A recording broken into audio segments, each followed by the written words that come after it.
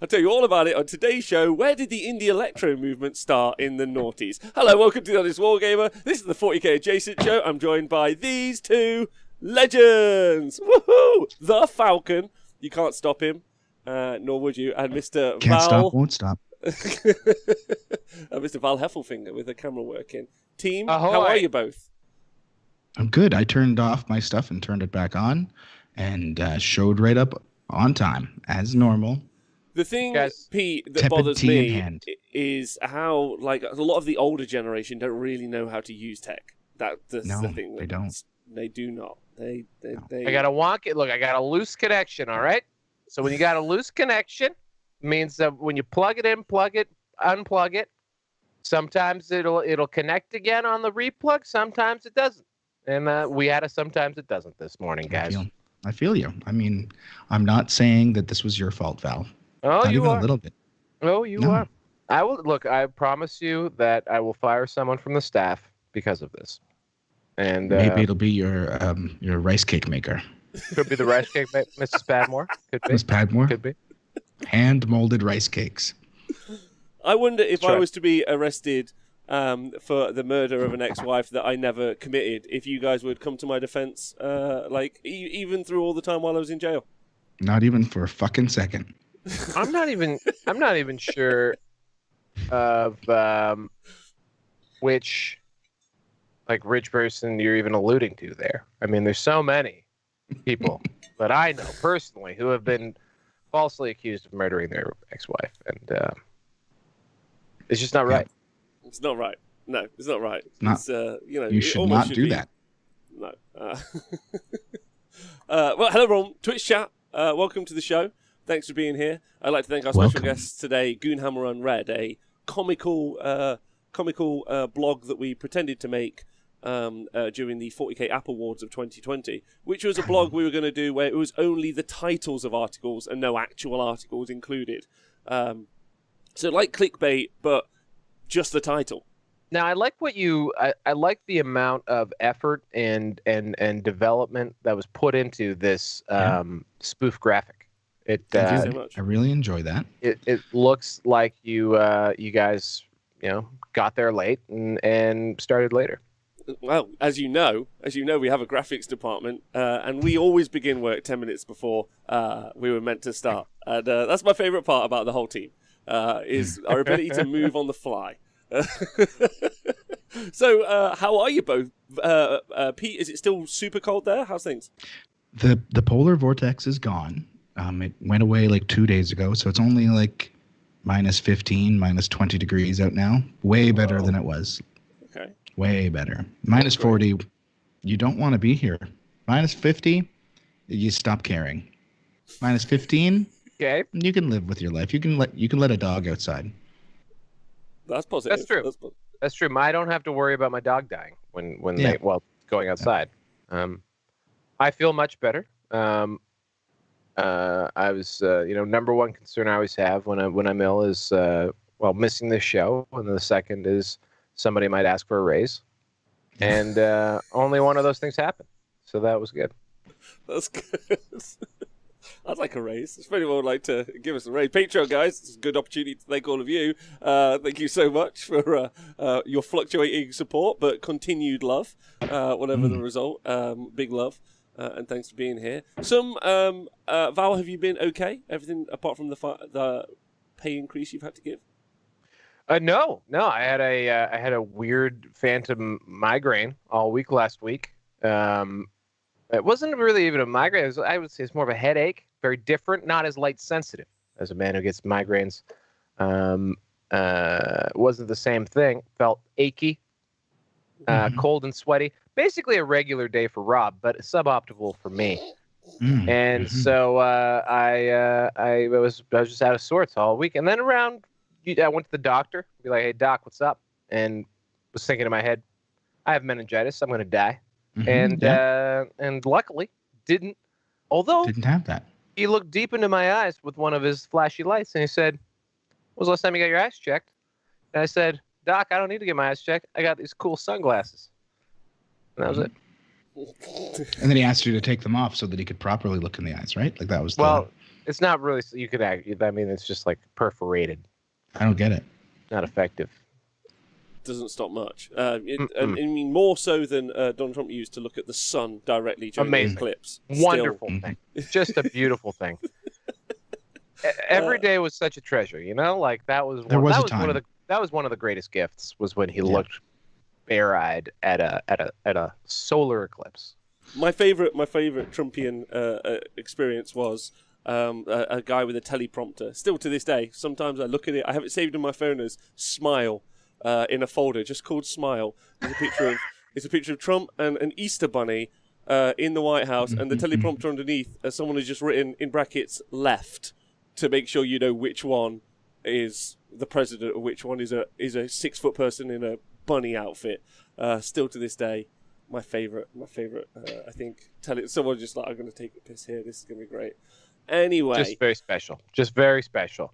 Yeah, very special. Simpler times.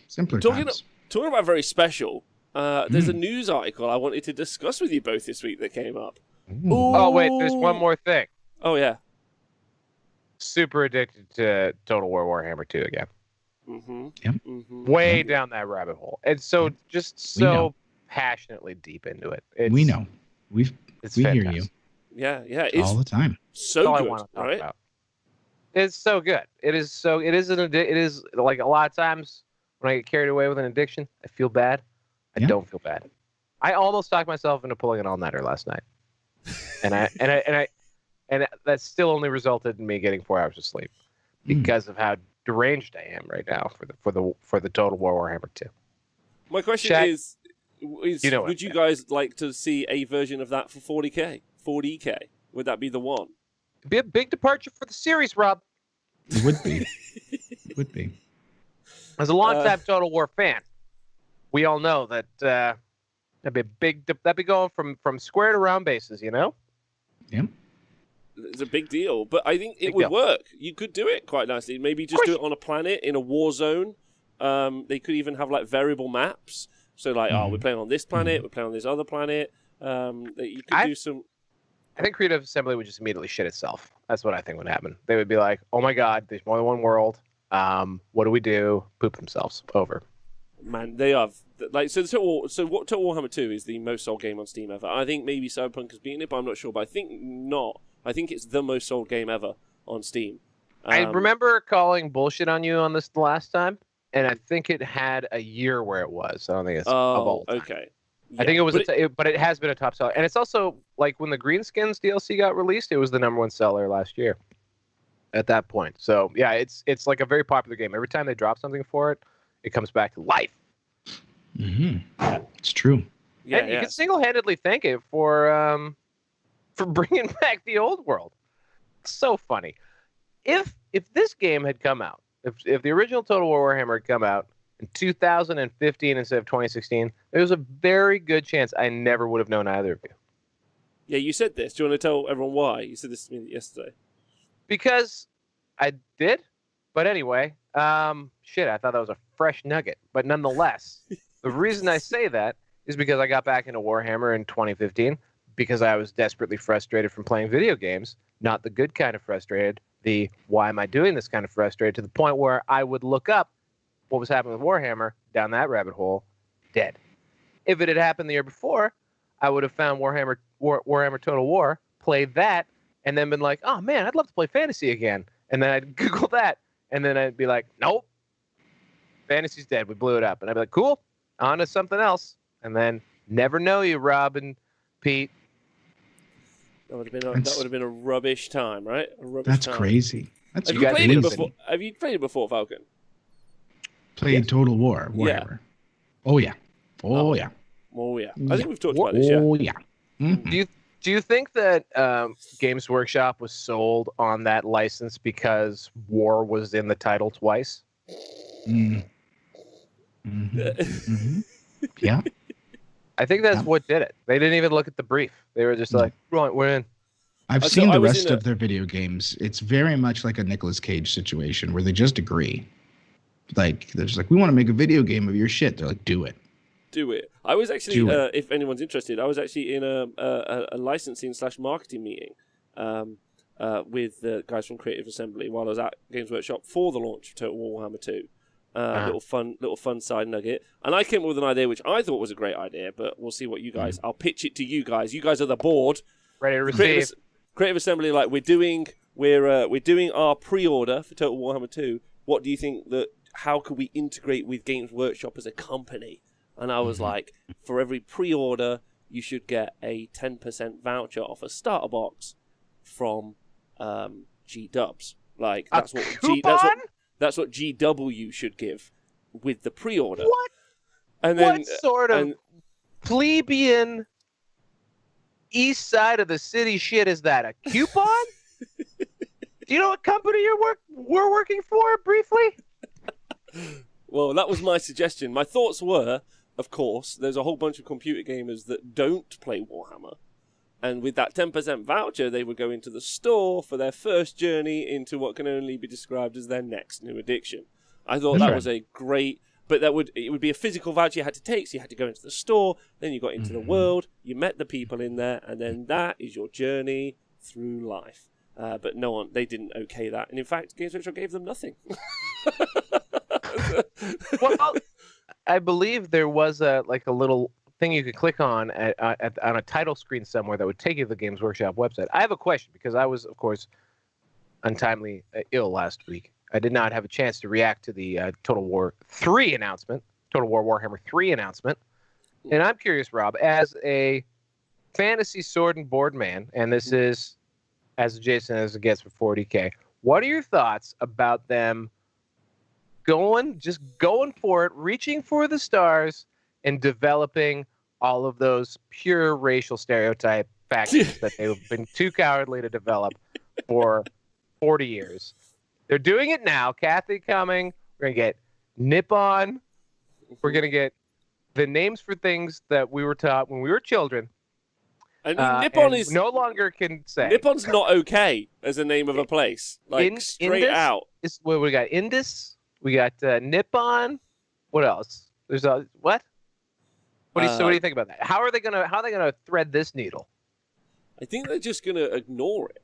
Is going to be the simplest tactic, as with all of their PR. They're just gonna hammer away. I think is going to be the key part. I mean, what's most exciting is it gives you some look into what the old world game would be like. I've talked about this previously, but I think one of the maybe startling developments, I don't know about you guys, the thing that I find quite interesting, and it relates to a whole bunch of stuff that's going off in the minute in kind of my personal hobby life, is that all of the amazing sculptors and designers who work for Creative Assembly are going to imagine or reimagine with some source material, obviously from Games Workshop, these models, and there are some outstanding.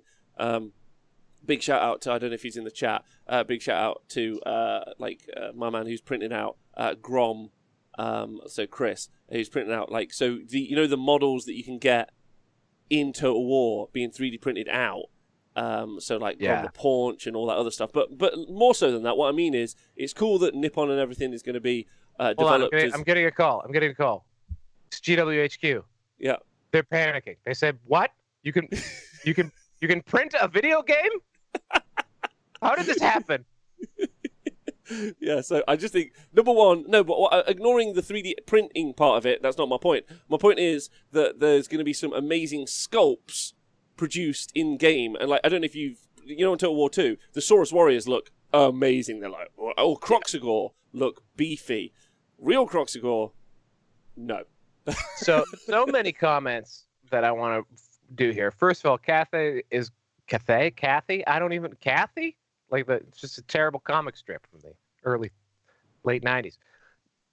Look, I'm pretty sure all that they're going to have to work off of is hey, Jess, we're doing Kathy and in a video game. Can you get us some sketches? And he just handed over something that he tossed off on one of his smoke breaks, and it was just the most racist stuff that they've ever seen. Creative Assembly probably just went quiet on the phone, and then cool, we're just going to do dragons. Everyone cool with dragons?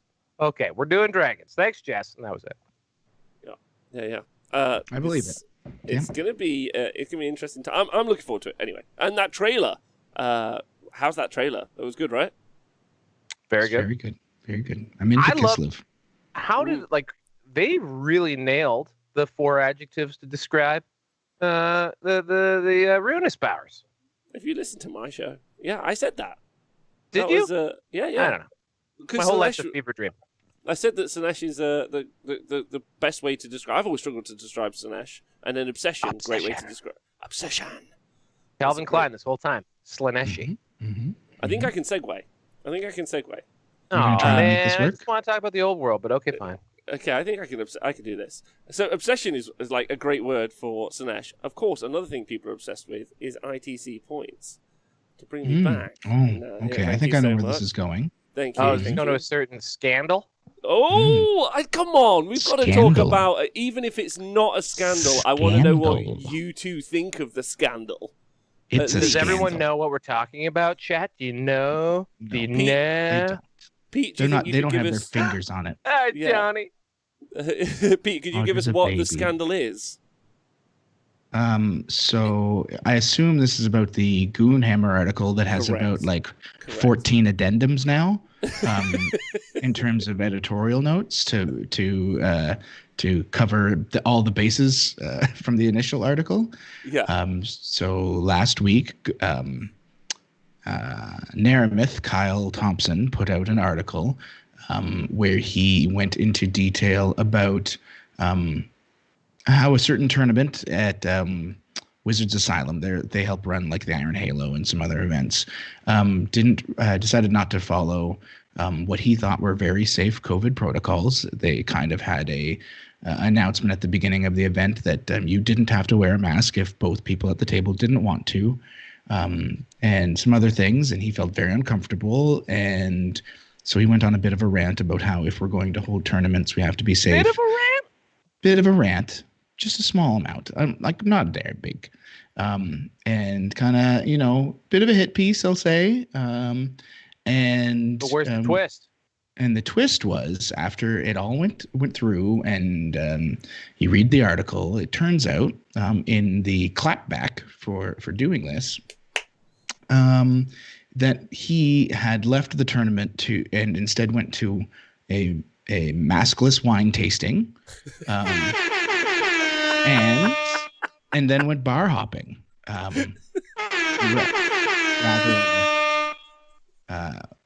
rather than driving safely home with his wife. So yeah.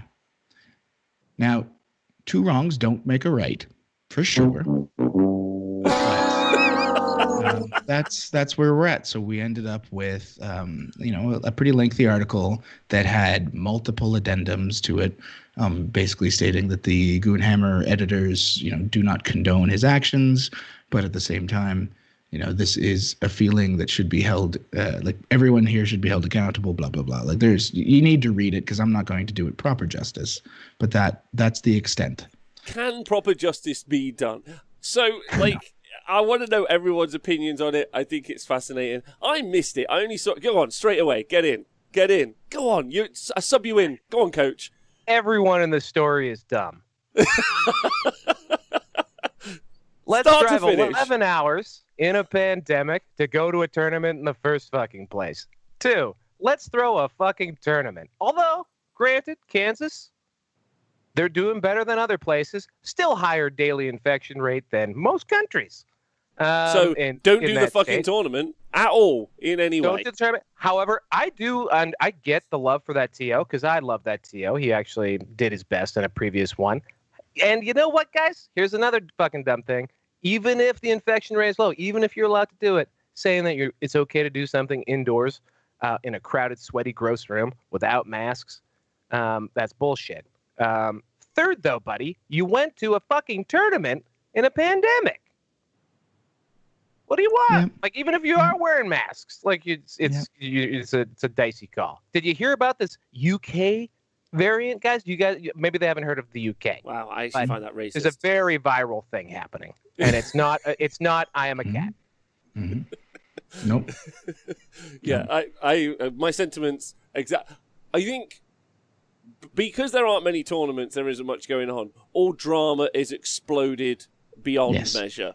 Yes. Like which is fair. So keeping your head generally below the parrot, like a spicy call or a hot article take pre-COVID, during COVID times, you don't have much else really to go on about. So, like, I'd keep your head lower than that.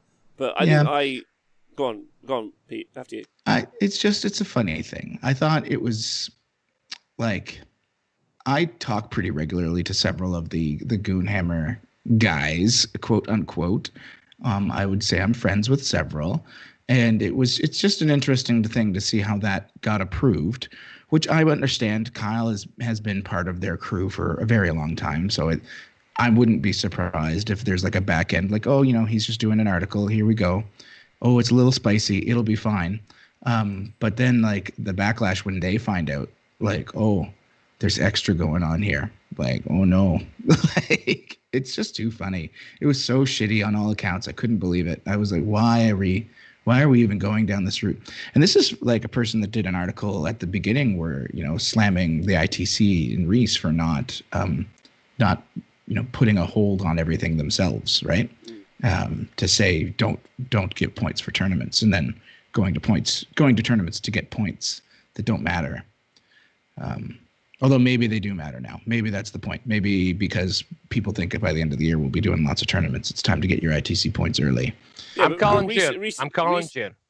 Oh, go on. What are you saying, Val? Me and Pete were having a bit of a conversation the other day, and I'm saying that basically, as far as America and the UK is concerned, pandemic is over as soon as the patio opens. It's over. How do you mean? Well, so there's this cool thing going on, I think, and this is a bit of a hot take, but because they did nothing to prevent the spread of COVID-19, a lot of people got it. Potentially up to a third of Americans have had COVID-19 at this point. Pretty crazy. I don't know if that's true. Potentially. Yeah, we don't know. It's an estimate. It's a high-end range. It's an estimate, whatever. And the UK, that new strain, it's hot. So they're going to have a high amount of people who've had it. And then you vaccinate. Can I just tell you, as an Englishman, I want you to finish the point, but as an Englishman, the minute it's sunny, and I mean the fucking minute that the weather is what the lads around here will call beer garden weather, it's fucking done. Like, there's no hope. But please continue. But I'm saying amongst the population of, I believe Rob would use the term mooks, that would have already gotten it due to carelessness and going to tournaments in Kansas. And then on the other hand, people who have gotten their shots and been vaccinated, because the two countries that have given no Fs during this whole thing, by the way, also former rulers of the universe and have all the vaccines. So they are going to be juiced up on vaccines. So you're probably going to get to like a 60, 70% either had COVID or are vaccinated by the time we hit early summer. It's party on, Wayne. They're going to be having a great time. I think it's just going to be weapons free, like, very soon. I would agree with you, which is quite scary for me because I've got a lot of terrain to paint. Like, a lot of terrain. But no, I agree. I think ultimately the goss is just maybe funny. Like, I feel like any vitriol to apply to it, maybe because I'm very removed, and I can definitely feel the guys at Goonhammer, who, again, I'd like to stress, as a Patreon of theirs, I think do a great job and service for the community. End of conversation. I think the Bella Kittens, the Sexy Kittens blogcat. What is that pod? Blood of Kittens. Yep. Blood of Kittens. Blood of Kittens. Made a good point, and that maybe what we really want from Goonhammer is like good editorial commenting about the game, and societal commentary is like is a tough call that really you only want mouthy wankers like me to make. But go on, Val. I think that is a bullshit Yankee thing to say. I think that's a super bullshit Yankee thing to say. If their take is wrong, that's fine. But for God's sakes, that is like a dog whistle to me of like, oh, I don't like politics in my clearly politically fucking designed game. Like, that just is like people feeling uncomfortable wanting an adult. I think it's sparked a childishly grown-up conversation about how appropriate this shit is. Goonhammer 100% can make social commentary. Go for it. This is a social game. We're impacted by social things all the damn time. And I hate that concept. I think we should be free to comment on whatever. I think we should be free to comment, but I think if you're going to to do it in that way, you need to be smarter about it, right? Like that's the whole point. If we're going to add social commentary and add our opinions, and try to make them official, like take the time. Also, criticizing people for health and safety problems, to me, not a political statement. I agree. Yeah, with no, that. I agreed. Maybe not right now, but anyway. Yeah. No, Well, regardless of whether or not it is, does not make it so to me in this particular case. Like the fact that a piece of the world thinks this is a political opinion, the fact is that was super dumb what they did. If that guy hadn't gone and wrote the same article, I'd say fair game. Mm-hmm. The only reason why he's been discredited is A, he went to the fucking thing and then apparently had an open mouth kissing marathon in the evening. And that's okay. Hypocritical, sure. Hit job, whatever. But Pete and I wouldn't have covered that event. We would have just said nothing. Maybe we would have been so pissed off that we would have said something.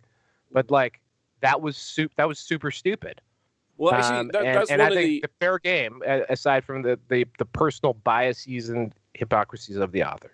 Yeah, and also you made a really solid point, and I agree with you actually that like they should be allowed to make social commentary. Of course, they should, like about anything that they feel is justified to make. Fair point, and I apologize. Like that's a very well, it's a very good point, well made. I more meant that like it's not what they. I don't know if that's what they traditionally do, and it's okay for authors and also content creators to create something different to what maybe I expect them to do.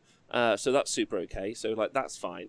And you know, and you're right. Like maybe if the thing, but like that's why I wanted to talk to you both, because more than anyone, you two have been silent about, because there have been 40k events in some very high infection rate areas. Similarly, there have been Age of Sigmar events that me and Owen have never spoken about. Like, we just say, hey guys, we're not going to talk about this event. We're sorry. Or we just ignore the fact that an event is occurring and we don't talk about it because, of course, propagating that idea is actually super dangerous. It's okay. I would love to go to tournaments, have tournaments here, do coverage, of course. And TTS is a wonderful tool that means you don't have to. No, it's not perfect, but it's brilliant. Like, it's pretty great. Like, and it's available. It's good it's methadone. out It's there. like a methadone. You know, it's bullshit heroin. Yeah, I agree. Yeah. So, and I just think, like, and I know that, like, the ITC have had, like, a very hands-off approach. If I'm right in thinking Reese has an entire Space Marine army that is yellow and their shoulder pad says, don't tread on me. I'm not sure if that's 100% correct, but I think maybe. Big shout out, Reese. I know you love the show. Like, so... he's a great guy. I really like him. I hope we can have a cuddle one time, or maybe like he can punch me and then we can have a cuddle. But then, yeah. So my point is, like, how do you guys feel about? Because you guys, I know that you guys haven't covered events. So like, I know I've asked you about this before, but like with this ongoing, and I know that maybe it's going to be like you say, all weapons loose soon, Val. How do you guys feel? As the people who talked about events more than anyone I can think of for 40k, like you know, what are your feelings on it? Yeah. I just want to quickly say previous comments about all weapons free very soon, regardless of whether or not that's a smart thing for society. I just suspect that we're already chafing at the bit, and I that's what I assume is going to happen. Whether or not that's a healthy thing. Go ahead, Pete. What's the question? Good. The question is mainly you guys haven't talked about events that haven't occurred, right? Like I've told that statement. I guess really, but have you guys actively come out against events like these guys have, or you think that that's a negative? Or you guys have? Okay, so like I just thought I'd ask you about that. We went off the air very very dramatically, in the beginning, and then although Pete, you can take this one. Go for it. No, like I think Val said, the first time we went off the air in, was it March, April? It was like a relatively dramatic, like, hey, you know, things are real bad. You guys need to stop. Like, we don't want to be the reason why anyone's doing an event. And we stopped. And there was some behind the scenes, like, mumbling and grumbling from people about it. But, I mean, at the same time, like, literally the next week, we stopped seeing GTs for, like, 4 months. There was, like, one in Texas, I think, for the whole of that period. So that was a thing, like people, like, because that was like the quote unquote worst time. When they started back up, we kind of tentatively dipped our feet back in. We were like, okay, infection rates are really low in a lot of places at the time. So, hey, you mask up, you take your hand sanitizer, you prove to us that you're taking this seriously, and we'll cover your event. But like really quickly, we realized that no matter how seriously people were saying they were taking it, like it was too fickle. Like there's too much. You'd cover an event, and then pictures would come out like 2 seconds later of guys just like like hugging it out and touching each other's butts and like putting their hands in each other's mouths and shit. And you're like, why is this happening? So like it just didn't feel right. Like, and I'm not calling out any particular event because there was lots of events, I'm sure, that did everything they're supposed to do, but there was just like time and time again, I'd go to like talk about an event, and then I'd pull up pictures from the event and just be like you'd see most people in masks, and then there'd just be this one picture where it's like two guys with trophies just going at it. And you're like, oh god. Well, I mean, we have an episode in the can actually that we never released, which actually featured Flying Monkey GT, right? Yep. We never actually. No, we did that one. It was the one after. It was the one after, and like all 3 or 4 events that were in that one seemed to be super safe. So, or at least from anything we saw. But there was a lot of reasons. Super accelerating. That was September, basically. Yeah, and then things were back up, and we just said, we'll wait it out and see what happens now. And now, like Australia has, I don't know, whatever, 10 cases across the whole continent. It's probably more. Every time I say something like that about a country, I realize that they're having a 18th outbreak. You're like, God damn it, why did I talk? But like they've popped out 4 or 5 GTs and majors in the last 3-4 weeks. So kudos to them. I kind of had a little glimmer of maybe we should talk about these because it's something. It's like there's been a nuclear holocaust. And this is exactly what happens in all the novels. Everything survives in Newfoundland, as well as Australia and New Zealand. Yep, it's just what happens. Although the next Pacific Rim, apparently Australia gets fucked. Like, that's the only place. Like literally, like nobody else cares. Australia just gets pounded into the sand. So keep that in mind. Flipping the script. I think a super fundamental, interesting question will be, how we react when things get going in earnest here. And I like even just judging by last summer. Think about last summer. There was no vaccine, right? We hadn't had the second spike, so we didn't have like a bunch of people who got it knowingly or unknowingly. So coming into this summer is going to be a real hard gut call. Like what is the right thing to do when the scene comes back to life, whether or not everyone wants it to or not. And also the issue is like, according to like, okay, right, Val and you guys live in a pretty nice country, right? Canada, yeah, and like it's okay, right? It's okay, like it's a nice country. Like we don't have any vaccines, but whatever. Yeah, and I live in a country that's pretty nice. Apart from obviously we shouldn't murder all the rich, but like ignoring that, like if my local guidelines were that it's okay to stab each other, yeah, you two would be like, cool. I'm not probably going to propagate the idea of an event that stabs each other. Like, it's probably not like in our kind of like, and so local guidelines, and that's the kind of weird thing, right? I've got bros over in New Zealand and in Australia. Like New Zealand, they're like, oh, we've had one case locked down, all of us for 1 week. Like pretty good. Mm-hmm. Like, okay, everyone outside always masks all the time. So yeah, fine. Some like county in bumfuck Idaho is like, you can like finger each other, like go for it, go wild. Yeah, like it hot doesn't breath everywhere. Yeah. Moist breath. Speak everywhere. moistly. Speak as moist as you can. So my point is like we have adhered to local guidelines is a fucking cop. Like it's a cop out. It really, really is. Like I don't think that that's okay. Like, and America is the shining like shitty example because of course someone's like, well, our governor says we don't have to, and it's like, well, your governor's like a demon or whatever he is. Like so, like that's the difficult part, right? Because a lot of these tournaments that we have ignored for Age of Sigmar at least have been from America, unsurprisingly.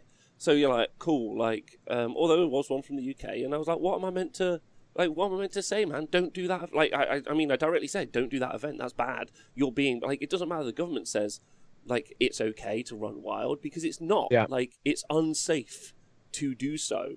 And that feels really weird, like, as a dude, to, like, I don't know. So yeah, with the summer coming up, it's going to be a tough gut call. Realistically here, like, and this is where I'm getting, like, the world is changing, and I know that there's a lot up in the air right now, and with regards to specifically vaccines. Hell, even immunity after having it, we don't know if you're still able to pass it on. We don't know if vaccinations stop you from being able to pass it on. There's all kinds of stuff. There's variants coming through. How's that going to do with efficacy? All this kind of stuff. But nonetheless, like, the world has changed since the last time we were coming up against this dilemma. And last year, I did get to a point of comfort with the thought of, take it seriously, wear your masks. You know, numbers are cratering everywhere right now, I think, because it's the winter and we're out of holidays to ruin everything. So, you know, things are on an improving track. I mean, I think there is likely going to be an argument to say that, you know, by the time we're getting into the summer, people will make the argument that, hey, you know what? It's not the same as last year. We'll still do the social distancing thing. We'll still do the mask thing, but it's going to be an order of magnitude, you know, safer. And your grandma has had the vaccine twice by now, so you're not going to kill her, and that's who we've been worried about this whole time. So, like, you know what I mean? Like that. What do we think? Like, how do we cross that bridge when we get there?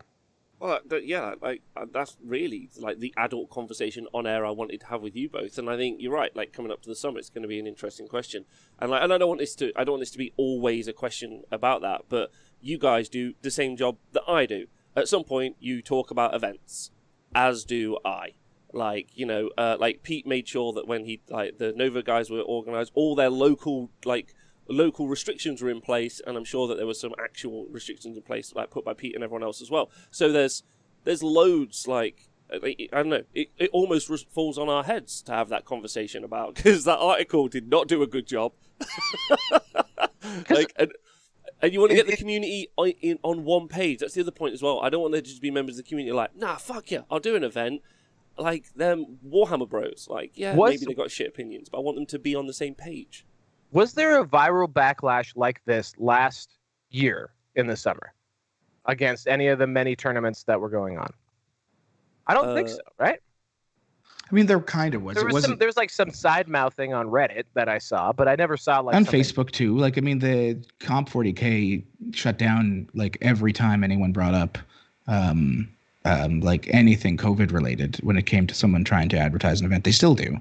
Like, they've made announcements like, hey, we don't care what you think about COVID. That's not what this place is about. And they're kind of leaving it at that, right? So that there aren't these giant flame wars that do come up literally every time anyone like announces an event, because like it is still a hot button issue for a lot of people, as it should be. So I don't know. I think like a lot of it's kind of been stymied by that, and there's kind of been an opinion by a lot of the people that cover this stuff that they just won't cover it until they feel comfortable. I mean, Goonhammer's been the same way. They even said in that article, but in multiple others, they stopped their like tournament coverage unless it's like in Australia and New Zealand. They don't talk about UK or US or Canadian events right now. If they happen, they just ignore that they exist. So what if you had a tournament organizer like so Reese and Frankie right now, they've got the ITC, they've announced like a super exciting series of events. Mm-hmm. I am plugging them on the Honest Wargamer because I do think it's super exciting. They've expanded their Reese event is a big roster. fan of the show, so it's like he'll be happy with this. That shows his patience and benevolence that he is such a big fan. But nonetheless, so those events are going. So what if you know he, you know, showcases. We're at a quarter capacity. We've got massive spacing. SoCal Open is essentially outside. We've got you know, mandatory masks, strictly enforced rules. Also, like, at this point in America, 40% of the people have been vaccinated. Everyone else has had it. How do we feel about that? It's a good question. Basically, the same thing as last year. So, like a respected organizer saying, "Look, we're going to follow this really like the Stephen Box approach, where not only is he doing guidelines, but doing actual best practices, which our governments are afraid to tell us to do. So actually doing good best practices in combination with the new reality that we're entering. Well, how does that strike you guys? I think at that point it comes down to your personal decision making, right? Like I know for a fact that I would be mortified if I organised and or went to something which led to someone close to me maybe even dying, which is like a very real. I mean, ultimately that is true in all sorts of ways. If I drove a car and other stuff, there's a certain level of like risk management. Like, how do I feel? Like if the risk is 1% and the event's 100 people, one person is definitely affecting, right? But then like you got smoking, you got all other stuff that's like happened in society. That's a tough call. But I do think if you are enacting and trying to do best practice, like proper best practice, masks on. Like, I mean, eating like is a bit of an issue, right? Like, where are you going to go eat? Like, you got to go eat away from everyone else. Yeah. It would be quite lonely. I honestly don't know if I want to go to a tournament like that. I don't know if I want to go to a tournament where the spirit of the tournament feels taken away, right? Go on after you. I was just going to say, remember how good TTS is, that experience. Now think of like even a masked up, very distant tabletop experience. I think it's still going to be good. I think you're still going to have a real nice time seeing people, talking to people. It's a 4-0? 4-0? Okay, cool. You know, whatever. I still think that's going to be awesome. So experience be that as it may. I understand why you may not want to do it because it's bullshit. I'm going to wait till I don't have to wear a mask, whatever. But like just fundamentally, I think eventually, and I'm not this person. I am a person who thinks we should take it seriously. I think that all this bad shit has happened not because experts were wrong, it's because they were right. And we should definitely do our best to be our better selves in all cases. But the script will flip eventually, where it will be less doing something will be less risky. COVID will still be out. COVID's always going to be out there now, guys. You know, it'll be less risky to do this. And like the opportunity will be there. Here you go. Yeah, Pete, what do you think? Because you're always really removed from these tournaments until you decide to go to a big one. That's normally your kind of like, you know, like the mountain man. You come down and knowledge us about what the truth of the spirits of the trees are. Like, what are your feelings? I mean, I personally don't feel comfortable with anything until at least probably September, depending on COVID rates and vaccination rates and things like that. Personally, if Reese, who's I would say a good friend of mine, were to message me and be like, "Hey, I'm doing a 250 person event in August," I'd be like, "Cool." Like I have nothing to say to that. Like I won't go.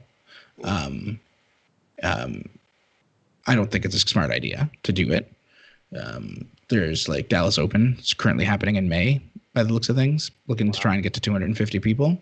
No. I don't know if that's a great idea. I don't feel like it is, but okay. Different ideas, right?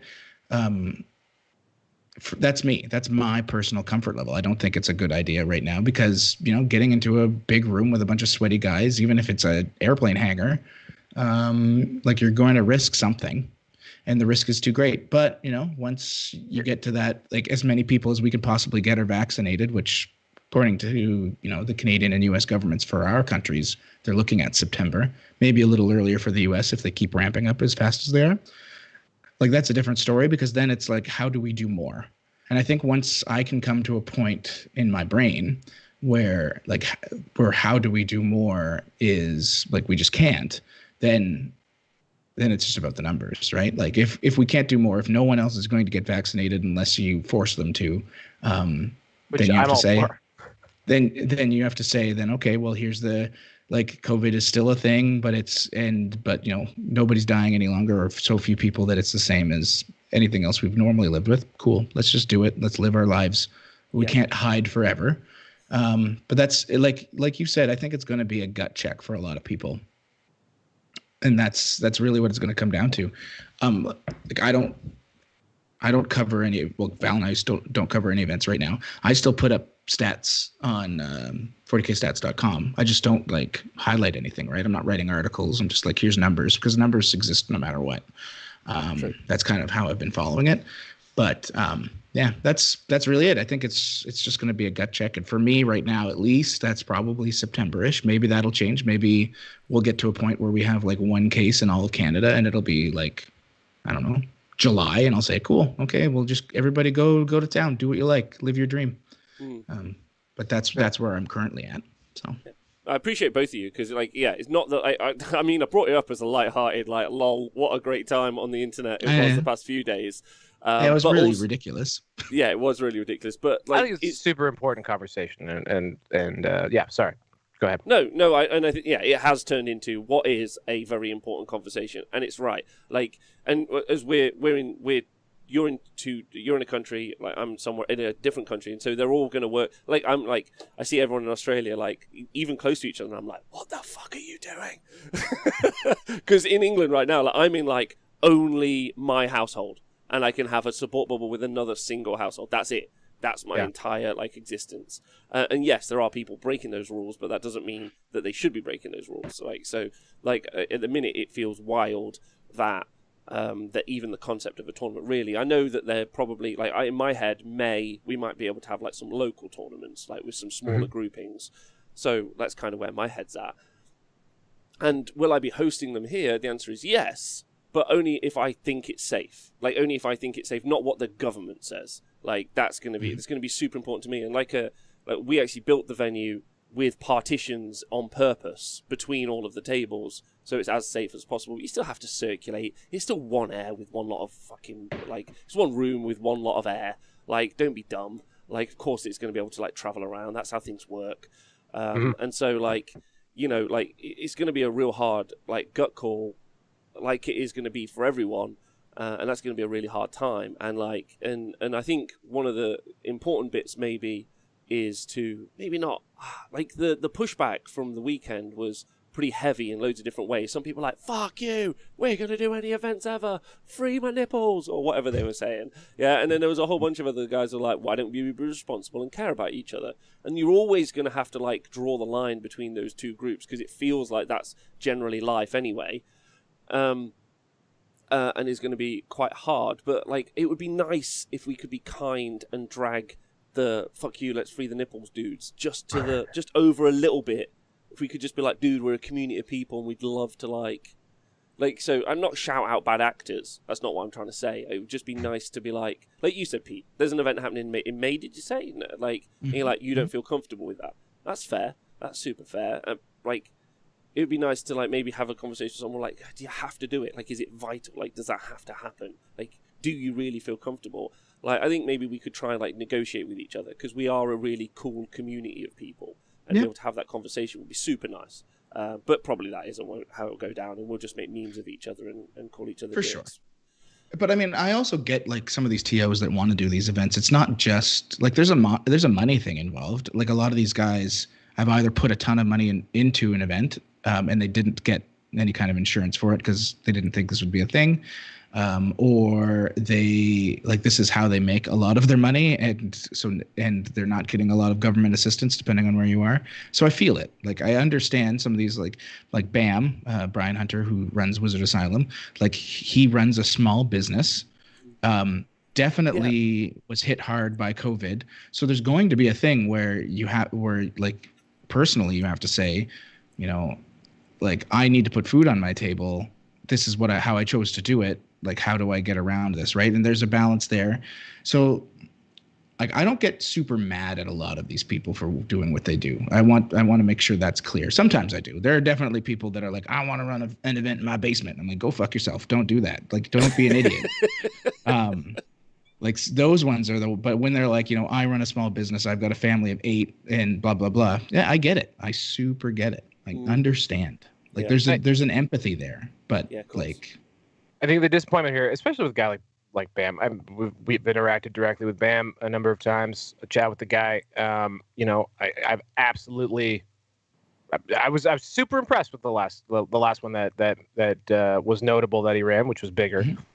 Just in the sense like it was this kind of the height of the mask versus no masks stuff. It was in Kansas, and people showed up and they wore masks. I got kind of emotional. I was like talking about it on this show, just how like we can use 40K to encourage people to do the right thing, because here's your reward. You get to play in this tournament if you just act responsibly, right?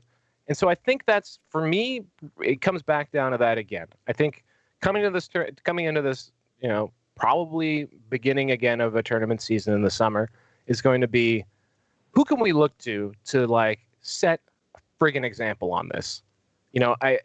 One of my greatest gripes about the ITC is, Rob, you made the joke about the "don't tread on me" thing. Reese's personal libertarianism aside, there is no like ITC would not exist if he attempted to be a sanctioning body out of the gate. Like if you make the most benign suggestions to the like TO group about like standards, and it's just crazy people going insane. So like that's a problem to me because it would be really great if we could say, all right, in order to get your ITC points until further notice, you got to demonstratively have masks in effect. You got to kick people out who don't observe that policy. If you got rapid testing that's cheap, I don't know. It's the future. Something can happen. Whatever it is, have you done what you can? You got proper spacing. Like have an actual guideline for us, for Warhammer. So that way we can say this event did it right, and we can celebrate the people who did it right, which I think was kind of what Pete and I were hoping to do when we went back online. And it rapidly became a little bit more of a than I think than we wanted to. So that's what I want. I want, like, if maybe this has inspired me to get in Reese's ear about like, hey, you're going to be really tempted to run. But I think that's unfair. Like, number one, I'd like to clarify again and again. I think Reese is a great dude, as is Frankie. Terrible dancers, but great dudes. I'm being serious. Lie. No, I will. Like, I will clarify. And again, the thing you were talking about with the business, Pete, affects him. It affects me. It affects a whole bunch of people, right? And that's hard because there's a bunch of staff.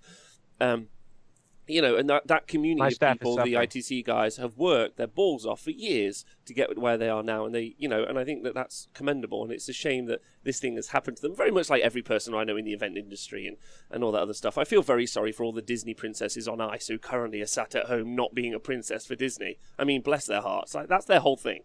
Think of all the theater. Think of all the, like, I studied drama. Think of all the theater actors. What the hell are they? They could barely afford to eat before. What are they doing now? Like, they're doing D&D on Zoom. Really well. Really fucking well. They're making real good money, some of them. They are so good. Yeah, but the point is really that's unfair to put the leadership role on them. Yeah, maybe they've taken a leadership role in the community before and done so and done well. That's unfair, though. The game wholeheartedly is made by $1 billion company who can make a video right now with best practices, things to do, reward like tournaments, but like, hey, if you do a best practice tournament, like with these guidelines, we're going to send you a fuck ton of stuff because we make billions of pounds. We're going to send you Warhammer branded masks. Yeah, exactly, right? That we have if getting out there and playing games safely is important, really the company should take the lead on it and not anyone else. Like, it will eventually lead. We know that's not going to happen, but it will lead. But I think it's unfair to put that on a business owner who's struggling in these times. I think that's unfair. Like, I didn't even dare to dream what you just suggested, and bravo. If anyone still has the stomach to listen to the show from that firm, I think that is a brilliant idea. And while they're at it, they can do a quick video on how to set up terrain. Also, I don't think that it's unfair for someone like specifically, I'm like literally talking about Frontline Gaming. They've announced a series of 9 events, right? That's a lot of events, and they're all eventually going to be super major status, so 256 and above, or at least that's what they're going to shoot for, right? I don't know out of the gate if they run one in June. Don't know what that's going to be, but like specifically those guys. All right, now they are the big boys of they are actually running an operation that is like. A wing of their business is legitimately putting on events once this stuff gets resolved. And they are so excited to do it. And I want them to be excited. And so I think because they will be out front and center, I think it is important to, just like we just did with GW, to influence where we can, the importance to emphasize strong, good behaviors, because the temptation is going to be, not even temptation, this is just going to be the reality, is that people are going to YOLO. They're going to do what just happened in Kansas, which is, we're through it now. You don't have to wear masks anymore, guys. And that's not going to be the right way to do things for a while, right? So what I'm saying is I think the risk is going to be reduced significantly, full stop, versus last year. And I think that the importance is to maintaining our best selves that we saw last year, and having the leaders that we have demonstrating, and hell yeah, Games Workshop, they're going to be able to open up Warhammer World, right? You're right. Like, have a little demo of like how to play this game as safely as possible. Hire a consultant. Get somebody on the TV, on the telly that's, like an expert and like, well, if I was going to do this, I'd accept that there's a fundamental level of risk here. Disclaimer, but this is how you could do it as safely as possible. And there's great opportunity, I think, from this show, from podcasters, from Frontline Gaming very specifically. They're getting called out just because I know they have ambition, and I love them, and I want them to do well. I don't want them to be targets of a Goonhammer goon job. I want them to be celebrated. Is it now called, instead of a hit job, a goon job? Goon job. I want the people who are going to take the risk to, frankly, give us a sense of normalcy again, to bring back like some of the things we really miss, like seeing each other and doing things, and to do it in a responsible way that is an example not only for other people in Warhammer, but fucking other people, period. That is what I would really, really love to see. Yeah, okay, yeah, fair point. Thanks for having a really difficult conversation with me, the pair of you. Like, it wasn't the plan. I just thought I'd bring up a joke and then ask you why Eradicators cost so much in the Kill Team box. It's fine. If it was like... Sometimes I wish I didn't have to get up at like 4 a.m. to do this, so I could be more like coherent with some of my arguments. Like, there's definitely been several episodes we've gotten serious where at the end I was like, man, I wish I'd had like 4 more hours sleep so I could have actually paid attention to what I was saying. But it's fine. It's why I wake up for the show, is to have these kind of conversations. More for the dick jokes, but I take what I can get. No, yeah, I mean, there's some great ones, let's be honest. I mean, I literally talk to no one else except for pilots and my wife. So, and I talk down to my children, and that's like literally it. So surely you talk down to the pilots as well. Sometimes. This last week, that's all he's got. Last week, I definitely talked down to some pilots. I probably shouldn't have, but I was in a mood. Pete, I don't know if I'm allowed to. Well, I'm going to say. So Peter is this weird type of air traffic controller that actually does not have control. So all he can be is passive aggressive to pilots. So literally, professionally, his job is to talk down to people, make them feel bad, and follow his instructions, because he can't directly tell them what to do. So is that a good appraisal of how it works? It's a good way to yeah, it's a really good way to talk it through, right? Like, there's certain laws that I can enforce, but for the most part, it's like, you do you, don't kill anybody. And then when they're like, well, I want to do this, then I have to say, well, like, you probably shouldn't, because you'll die. If I was flying, and full disclaimer, I'm not a pilot, but if I was flying, I'd probably observe rule 22B subsection -D that says you're a fucking idiot. Stop doing that, please. Please don't do that. I mean, usually it's more like, traffic at your 6 o'clock is a blah, blah, blah. Don't go there. Like, don't do the thing you're saying you're going to do because there's a plane where you're saying it. Like, don't be in the same place, because pilots do love to be in the same place at the same time. They love it. I feel there's a real hierarchy on this show. Pete's like, don't do this, you'll die. Val's like, don't do this, you'll be broke. And I'm like, don't do this, you might not have quite as much fun playing Warhammer.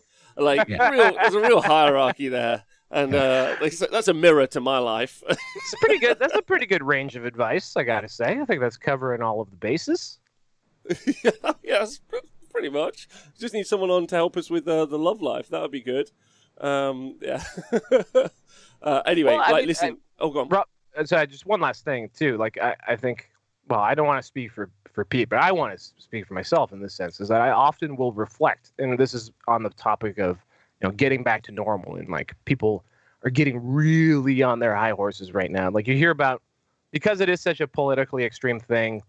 Hell, I saw an anti-mask protest in Toronto, Canada. It was very poorly attended, but it's happening everywhere. It happens. And there's a lot of like from the people who are like, guys, we have to get through this. We got to isolate. You got to wear masks. You got to do that. And like who are so exhausted from the thought that very soon we're going to be arguing with people about whether or not they should get the vaccine, which is bananas to me too. I think there needs to be some empathy because I come from the seat of Rob, not like you, right? Like I have a wife, I have an adorable baby son, I have JVP. I got 2 awesome bulldogs. Like I get this show every Tuesday. Like yes, I would love to have a bigger circle than that, but I do have warm living beings to like share my life with on a daily basis. And there's lots of people in this world who do not have that, that are living in an apartment or a condo or a house, nobody around. Best thing they get is their fucking 8 hours a day of Zoom calls. If they get that, like it sucks hard. And like, I understand that eventually we're going to get to a tipping point where the risk of getting this thing is legitimately reduced, and therefore those people are just like, I can't anymore. I got to go. Like Rob said earlier, life is a risk, right?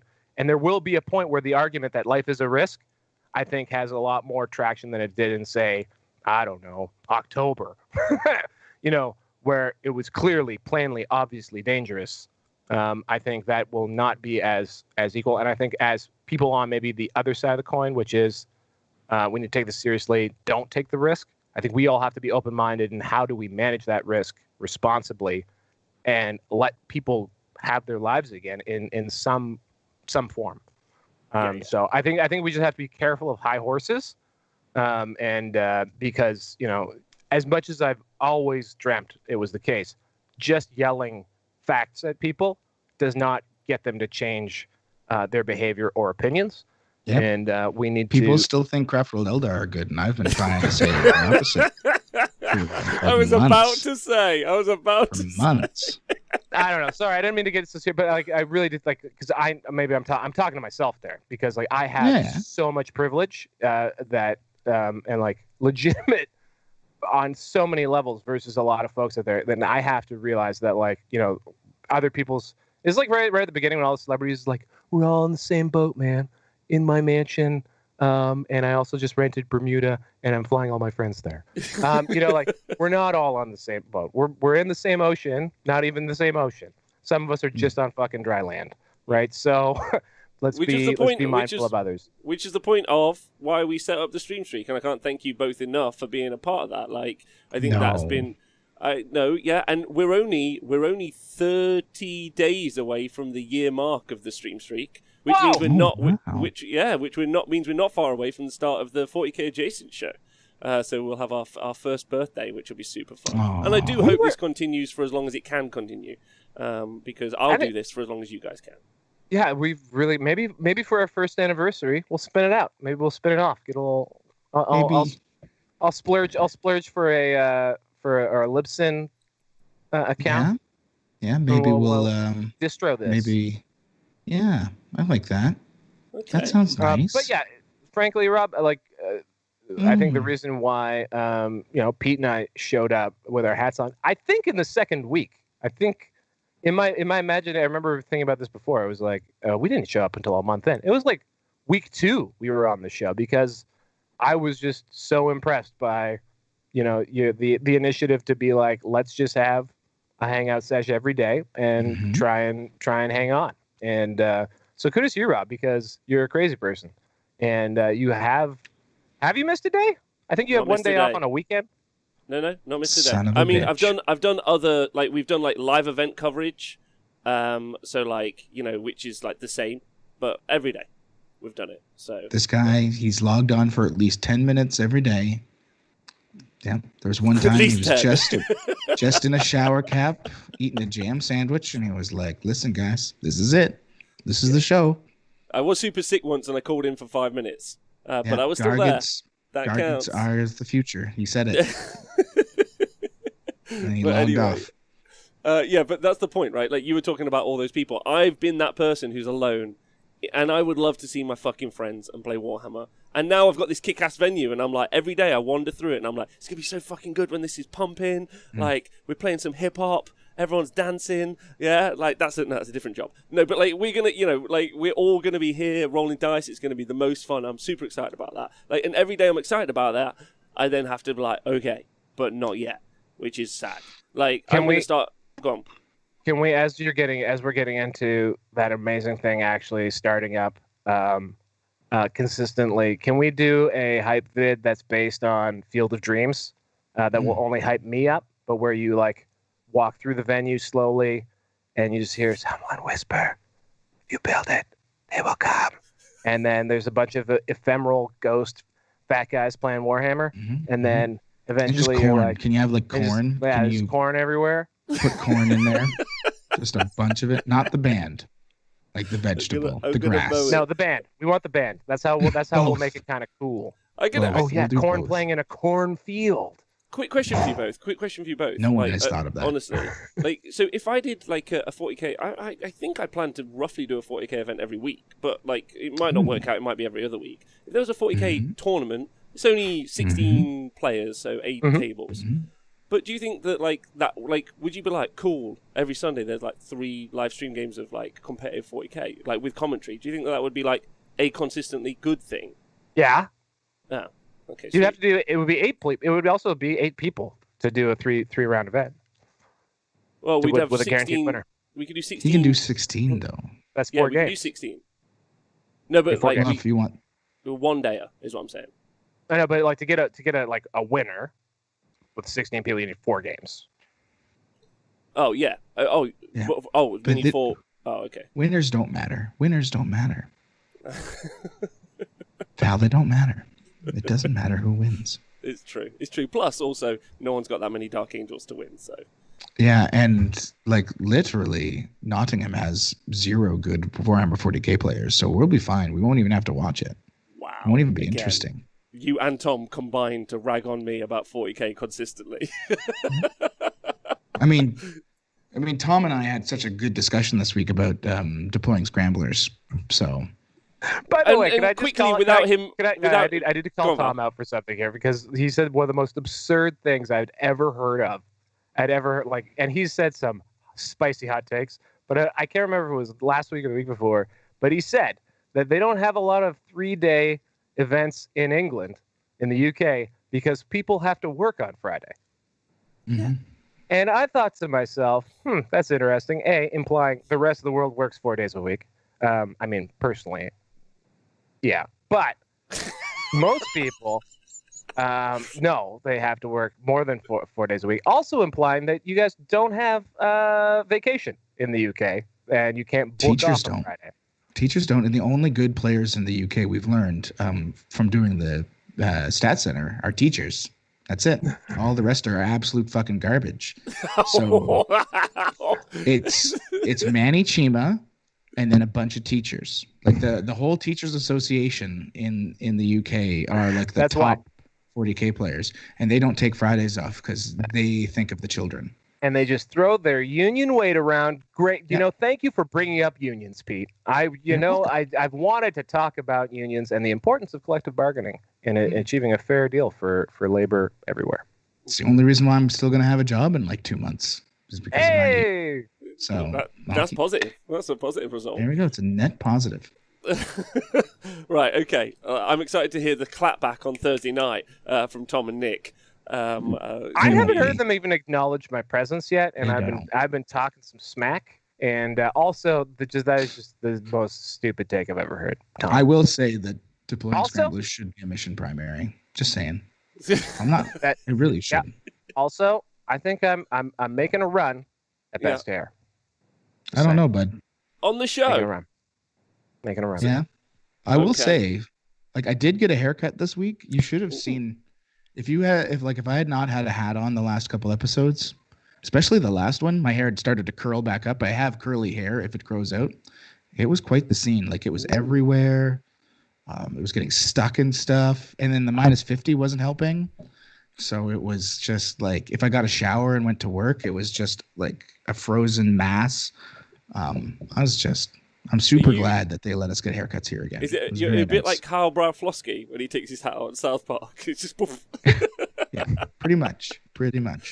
I literally looked in the mirror because you like skipped a whole bunch of consonants in that name, so I had to be like, "Who are you talking about?" But I got it. I'm glad. Yeah. Oh shoot, what was I going to say? Oh, I was just going to say I looked in the mirror the other day. I don't know if this is a common thing, but I feel like in Canada it is that in your last year of high school, if you're a dude, you just let your hair grow, like you just get a nice flowing, regardless of if long hair looks good on you.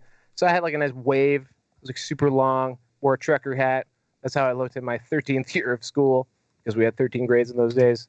And the other day I was like walking past the mirror and I looked up and I just saw my high school self, but 100 pounds lighter. That's so hot. Yeah, it was awesome.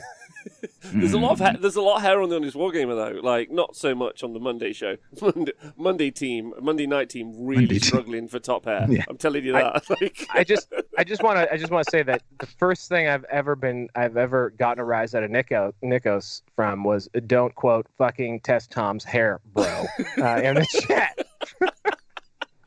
I think sentient at this point. We think it might be a squig who's alive. It gets smarter the taller it goes. That's what orc hair is. That's one of my favorite lore things. Like it's maybe the only lore thing I know is that orc hair is a squig that's bit them in the scalp and gross.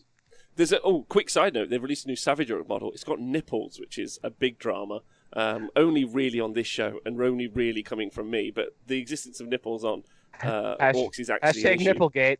Where is this release? Where is this release? It's an undercry. It's an Underworld war band, so like don't worry about it. It's like just an Uruk, like that they're releasing. So it's a game that like literally 2 people play. Shout out to my man, can you roll a crit? Got a whole blog, which I'm sure is thoroughly ignored.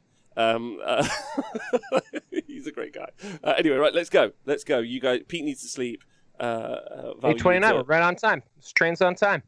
Oh, is it? I thought we were very late. Yeah. We started late. We started late because of Val. I really tried so hard to be here on time, and I'm sorry I screwed up your numbers for today. Yeah. Nobody watched because of Val. I think it's quite popular. I don't know how many people are watching. We're doing well. We're on that path to partner. We're waiting for Twitch to get back to us. Come on, Twitch. How haven't you done it yet? It's not like I remember it like not being a particularly long period of time of consistent numbers. No. No, we've hit the average, but please everyone keep tuning in to keep the average up. But like as if they maybe like the content, maybe they would keep watching. Yeah, that would. I mean, they seem to, which is great. But I think so. We applied 4 weeks ago, and it's a 2-week process, and they're 2 weeks overdue. So we'll see. Maybe they're just waiting for this. They're like, we want to wait for the Goonhammer article, and then we're in. Let's go. Yeah, they were like, we saw it. We had to hear the feedback. We need a serious we'll be the episode. Target of a goon job. Maybe we'll get goon. I feel like this is getting pornographic. This is like a bukkake moment. Right, you guys are all brilliant. Thanks for tuning in. Thanks to Pete and Val, who will be back next week. You guys are wonderful. Have a great day. Thanks, Patreon Podcast, and all the other bros in the world.